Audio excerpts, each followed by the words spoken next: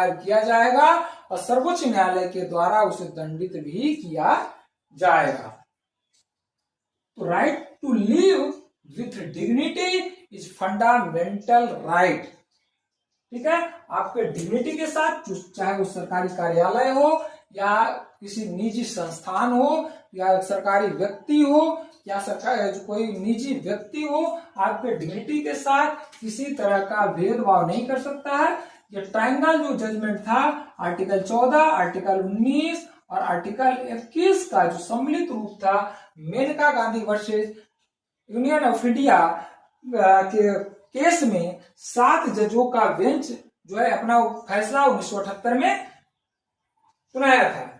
इसी में एक आता है, बहुत इंपोर्टेंट है, कि कोई व्यक्ति जो शिफ्टों में काम करता है, कोई व्यक्ति जो शिफ्टों में काम करता है उसे जो है सोने का अधिकार,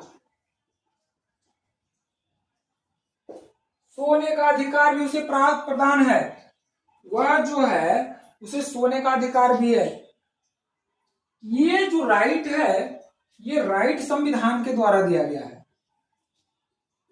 आपको पहले ही बता दिए थे कि फंडामेंटल राइट्स एक होता है संवैधानिक अधिकार, एक होता है नैसर्गिक अधिकार। संवैधानिक अधिकार, संवैधानिक अधिकार और दूसरा होता है नैसर्गिक अधिकार। अगर बात करें नैसर्गिक अधिकार, संवैधान, ये दोनों में समझ लीजिए।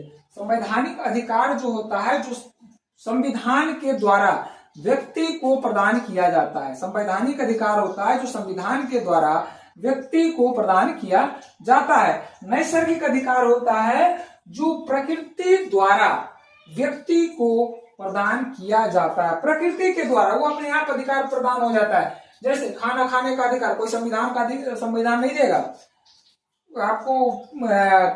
वॉशरूम जाने का अधिकार, टॉयलेट जाने का अधिकार, ये नैसर्गिक अधिकार है। सोने का अधिकार भी नैसर्गिक अधिकार में है, लेकिन कई जगह जो है दासों का व्यापार होता था तो सोने के अधिकार को भी छीन लिया था, लेकिन उसे जो है संविधान में शामिल कर दिया गया।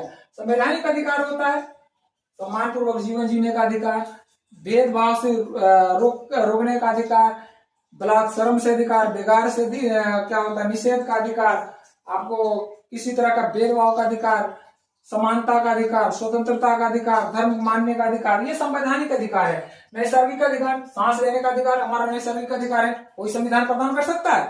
नहीं कर सकता। तो क्या है, हमारा नैसर्गिक अधिकार है। नोट करें।